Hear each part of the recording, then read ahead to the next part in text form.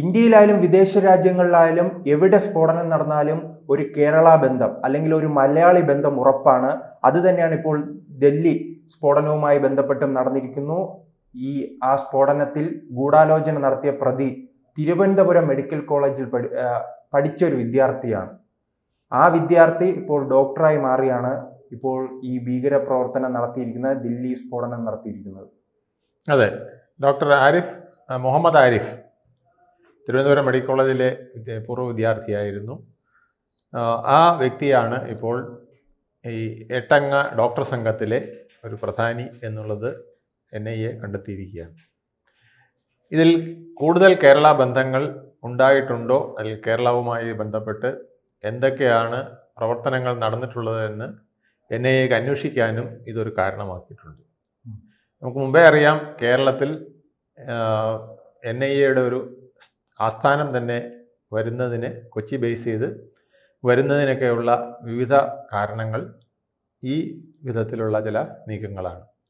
അപ്പോൾ NIAക്ക് ഇവിടെ വളരെയധികം സംശയാസ്പദമാക്കുന്ന അല്ലെങ്കിൽ അതിലേക്ക് വിരൽ ചൂണ്ടുന്ന നിരവധി സംഭവങ്ങൾ ഉണ്ടായിട്ടുണ്ട് എന്നുള്ളത് ഒരു സത്യമാണ്. അല്ല, ഇത്തരം NIA പിടിമുറുക്കുമ്പോൾ പോലും പ്രവർത്തനങ്ങൾ നടക്കുകയാണല്ലോ. അപ്പോൾ അതിന് അനുകൂലമായ ഒരു മണ്ണായി കേരളം മാറിയിട്ടുണ്ടോ?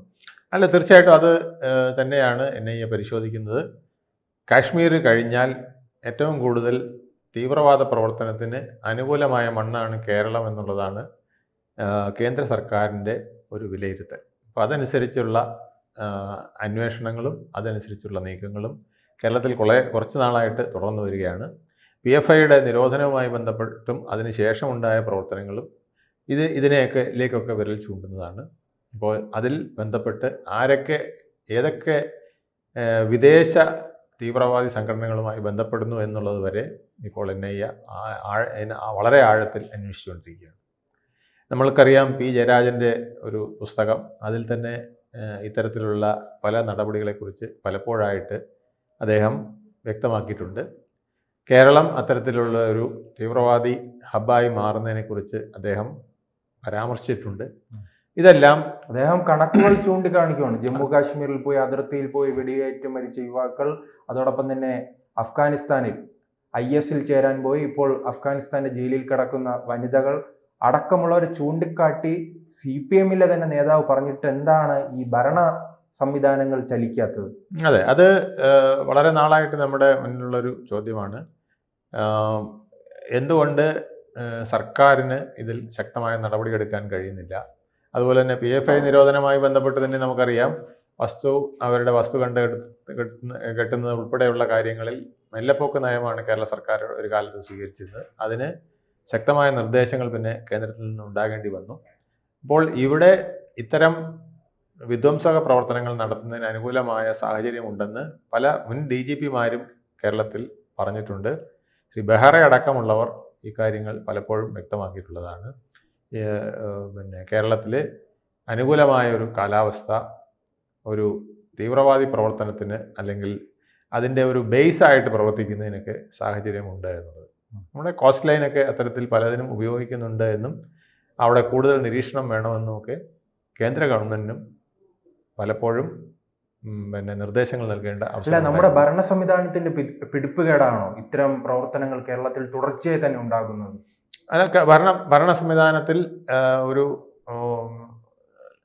മെല്ലെപ്പോക്ക് അതിനകത്തുണ്ട് എന്നുള്ളത് കേന്ദ്രം തന്നെ പലപ്പോഴും സൂചിപ്പിച്ചിട്ടുണ്ട്. അതാണ് ഞാൻ പറഞ്ഞത്, PFIയുടെ നിരോധനവുമായി ബന്ധപ്പെട്ട് കേരളത്തിലുണ്ടായ നടപടികളിൽ പലപ്പോഴും കേന്ദ്രം അതൃപ്തിയാണ് കാട്ടിയിട്ടുള്ളത്. അത് പടിപടിയായിട്ട് മാത്രമേ ഇവിടെ പ്രവർത്തനങ്ങൾ നീങ്ങിയിട്ടുള്ളൂ എന്നുള്ളതും വ്യക്തമാണ്. കേരളം എല്ലാ കാലത്തും വോട്ട് ബാങ്ക് രാഷ്ട്രീയത്തിലേക്ക് ചുരുങ്ങുന്നതാണ് ഈ പ്രശ്നങ്ങൾക്ക് കാരണം പോപ്പുലർ ഫണ്ടിന്റെ നിരോധനത്തിന് പിന്നാലെ തന്നെ എല്ലാ സംസ്ഥാനങ്ങളും കൃത്യമായി സാറ് സൂചിപ്പിച്ചതുപോലെ തന്നെ കൃത്യമായി അന്വേഷണം നടത്തുക, റെയ്ഡ് നടത്തുക, ഈ പ്രതികളെ പിടികൂടുകയും NIAക്ക് വിവരങ്ങൾ കൈമാറുകയും ചെയ്തിരുന്നു. പക്ഷെ കേരളത്തിൽ അങ്ങനെ ഒരു നീക്കം ഉണ്ടായില്ല. കേരളത്തിൽ എങ്ങനെ നീക്കമുണ്ടായി? കേരള പോലീസിനെ പോലും അറിയിക്കാതെ NIA പലതവണ കേരളത്തിൽ വരികയാണ്. NIA ഉദ്യോഗസ്ഥർ അവരുടെ കേന്ദ്രങ്ങളിൽ റെയ്ഡ് നടത്തുകയാണ്. പിന്നീട് പോലീസിന്റെ പരിപാടി പുറത്തു നിന്ന് കാവൽ നിൽക്കുകയാണ്. അത് ഇത്തരം ഈ പോലീസിന്റെ അനുകൂല സാഹചര്യമാണോ ഇവർക്ക് വളക്കൂറുള്ള മണ്ണായി കേരളം മാറുന്നത്? അതെ, അത്തരത്തിൽ പല വിധത്തിലും സപ്പോർട്ട് ചെയ്യുന്ന ചില ഉദ്യോഗസ്ഥർ കേരള പോലീസിലുണ്ടെന്ന് വരെ നമുക്ക് പലപ്പോഴും തോന്നുന്ന വിധത്തിൽ അല്ലെങ്കിൽ അതിന് തെളിവ് ലഭിക്കുന്ന വിധത്തിലുള്ള കാര്യങ്ങൾ ഉണ്ടായിട്ടുണ്ട്. ചിലരെയൊക്കെ നോട്ടപ്പുള്ളിയായും കേന്ദ്ര സർക്കാർ വെച്ചിട്ടുണ്ട്. കേരള സർക്കാരും അതുപോലെ തന്നെ ചിലരെയൊക്കെ വാൺ ചെയ്യുകയും താക്കീത് ചെയ്യുകയൊക്കെ ചെയ്തതായിട്ടുള്ളതും നമ്മൾ പല DGPമാരിൽ നിന്ന് തന്നെ മനസ്സിലാക്കിയിട്ടുള്ള കാര്യമാണ്. ഇത്തരത്തിലുള്ള കാര്യങ്ങളെക്കുറിച്ച് ശ്രീ ലോക്നാഥ് ബെഹ്റ അടക്കമുള്ളവർ പലപ്പോഴും അഭിപ്രായ പ്രകടനങ്ങൾ നടത്തിയിട്ടുള്ളതും നമുക്ക് ബോധ്യമായ കാര്യങ്ങളാണ്. ഈ രാഷ്ട്രീയമായി UDFന് ചിലപ്പോൾ അവരുടെ വോട്ട് ബാങ്ക് കരുതി ആ തീരുമാനത്തിലേക്ക് എത്താൻ കഴിയില്ലായിരിക്കും. പക്ഷേ എന്തുകൊണ്ട് കമ്മ്യൂണിസ്റ്റ് പാർട്ടികൾക്ക് ഉറച്ച നിലപാടെടുക്കാൻ കഴിയുന്നില്ല? അവരെ സംബന്ധിച്ചിടത്തോളം അവരാണ് പല കാര്യങ്ങളിലും കൃത്യമായ നടപടികളിലേക്ക് പോകുന്നത്. അതുകൊണ്ട് തന്നെയാണ് അവരുടെ നേതാവ് P. ജയരാജനാണ് ഒരു പുസ്തകം എഴുതി അതിൽ കൃത്യമായി കണക്ക് പറയുന്നത്. എന്നിട്ടാണ് ഈ പിണറായി സർക്കാരിന് എന്തുകൊണ്ട് നടപടി എടുക്കാൻ കഴിയുന്നില്ല? നടപടികൾ കുറേയൊക്കെ നടക്കുന്നുണ്ട്. പക്ഷേ എന്നാലും അത് പരിപൂർണമായിട്ട് ഒരു തീവ്രമായ ഒരു പ്രവർത്തനമായി നടത്താൻ കഴിഞ്ഞില്ല എന്നുള്ളതാണ് NIEക്ക് ഉൾപ്പെടെയുള്ള ചില നിരീക്ഷണങ്ങളിൽ നിന്നും മനസ്സിലാക്കിയിട്ടുള്ളത്. NIE അതുകൊണ്ട് തന്നെ വളരെ ശക്തമായ നിരീക്ഷണം കേരളത്തിൽ നടത്തിക്കൊണ്ടിരിക്കുകയാണ്. അവരുടെ പ്രവർത്തനം ഏതാണ്ട് പലതും താങ്കൾ പറഞ്ഞതുപോലെ കേരള പോലീസിനെ അവസാന നിമിഷം അറിയിക്കുകയോ അല്ലെങ്കിൽ അറിയിക്കാതെ തന്നെയോ നീക്കങ്ങൾ നടത്തിക്കൊണ്ടിരിക്കുന്ന സാഹചര്യമുണ്ട്. പിന്നെ അറസ്റ്റ് ഉൾപ്പെടെയുള്ള കാര്യങ്ങൾ ചെയ്യുന്നതിനും ചിലപ്പോൾ ചില സന്ദർഭങ്ങളിൽ കേരള പോലീസിൻ്റെ ആവശ്യം വന്നിട്ടുണ്ട്. ആ സന്ദർഭങ്ങളിൽ മാത്രമേ അവരതിന് മുതിർന്നിട്ടുള്ളൂ. പലപ്പോഴും അവരിതിനെ കുരുക്കുന്നതിൽ അതിൻ്റെ എല്ലാ തെളിവുകളും കണ്ടെത്തുന്നതിനും അത് ക്രോഡീകരിക്കുന്നതിനും കേരള പോലീസിൻ്റെ സപ്പോർട്ട് ഇല്ലാതെ തന്നെയാണ് പ്രവർത്തിച്ചിട്ടുള്ളത് എന്നുള്ളത് വ്യക്തമാണ്. ഈ ആരിഫിൻ്റെ അറസ്റ്റുമായി ബന്ധപ്പെട്ട് നാം പരിശോധിച്ചാൽ കുറച്ച് നാളുകളായി തന്നെ ആരോഗ്യ മേഖലയുമായി ബന്ധപ്പെട്ട് കേരളത്തിൽ ഇത്തരം പ്രതിസന്ധി നിൽക്കുന്നുണ്ടല്ലോ. ഇപ്പോൾ കേരളത്തിൽ നിന്നും ISൽ ചേരുകയും പിന്നീട് അഫ്ഗാനിസ്ഥാനിൽ വെച്ച് അറസ്റ്റിലാവുകയും ചെയ്ത യുവതിയുണ്ട്. ആ യുവതിയും ദന്തൽ മേഖലയുമായി ബന്ധപ്പെട്ടാണ്. പിന്നീട് ഇപ്പോൾ മതം മാറ്റ വിവാദവുമായി ബന്ധപ്പെട്ട ആ കേസ് സുപ്രീം കോടതിയിൽ വരെ എത്തി.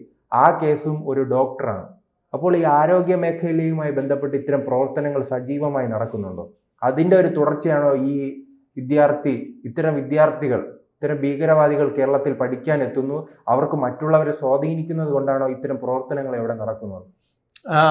ആരോഗ്യ മേഖലയുടെ ഒരു പ്രത്യേകത എന്ന് പറയുന്നത് ആരോഗ്യ മേഖലയിൽ പഠിക്കുന്ന പലരും വിദേശത്ത് പോയി പഠിക്കണം അല്ലെങ്കിൽ വിദേശത്ത് ജോലി നോക്കണം എന്നൊക്കെയുള്ള ആഗ്രഹത്തിൽ നിൽക്കുന്നവരാണ്. അത് നേഴ്സായാലും ശരി, ഡോക്ടറായാലും ശരി, പാരാമെഡിക്കൽ സർവീസിലുള്ളവരായാലും അവരുടെയൊക്കെ ലക്ഷ്യം ഒന്നുകിൽ ഗൾഫ് നാടുകൾ അല്ലെങ്കിൽ മറ്റേതെങ്കിലും വിദേശ നാടുകൾ, അവിടെ ഒരു തൊഴിൽ കണ്ടെത്തണമെന്നാണ്. അപ്പോൾ അതിന് കിട്ടുന്ന അവസരങ്ങളിലേക്ക് അവർ പോകുമ്പോൾ പലപ്പോഴും ഈ തീവ്രവാദി സംഘത്തിൻ്റെ ആകർഷണീയമായ ചില ഓഫറുകളിൽ വീണു പോകാറുണ്ട്. പണത്തിന് അല്ലെങ്കിൽ തൊഴിലിനാണേലും പലപ്പോഴും തൊഴിൽ ലഭിക്കും എന്ന് പറഞ്ഞ് കൊണ്ടുപോയി പിന്നീട് അവർക്ക് ബുദ്ധിമുട്ടുണ്ടാക്കിയ നിരവധി കേസുകൾ നമുക്കറിയാമല്ലോ. അപ്പം അങ്ങനെയൊക്കെയുള്ള പ്രശ്നങ്ങൾ പലപ്പോഴും വന്നിട്ടുണ്ട്. അത് ആ മേഖല അത്തരത്തിൽ പെട്ടെന്ന് മിസ്യൂസ് ചെയ്യാൻ കഴിയുന്നതാണെന്നുള്ളത് കൊണ്ടാണ് ഇത് സംഭവിക്കുന്നത്. കാരണം കൂടുതൽ പേരും വിദേശത്ത് ജോലിക്ക് വേണ്ടിയാണ് ഇത്തരത്തിലുള്ള നീക്കങ്ങൾ നടത്തുന്നത്. അതുകൊണ്ട് ഇത്തരം മേഖലകളിൽ കൂടി നമ്മൾ വളരെയധികം ശ്രദ്ധിക്കേണ്ടതാണ്. അത് നമ്മുടെ കുട്ടികളുടെ ഒറ്റപ്പെടലിനും അത് ചിലപ്പോൾ അവർ തീവ്രവാദി സംഘത്തിൻ്റെ കയ്യിൽ നിഷ്കളങ്കമായി ചെന്നുപെടുന്നതിനുമൊക്കെ കാരണമാക്കിയിട്ടുണ്ട്. അതും മാതാപിതാക്കളും അതുപോലെ തന്നെ പോലീസും വളരെ വിജിലൻ്റായിട്ട് നീങ്ങേണ്ട കാര്യങ്ങൾ തന്നെയാണ്. കൂടുതൽ വാർത്തകളും വിശേഷങ്ങളും നിങ്ങളിലേക്ക് എത്താൻ ABC മലയാളം സബ്സ്ക്രൈബ് ചെയ്യുക, ബെൽ ബട്ടണും അമർത്തുക.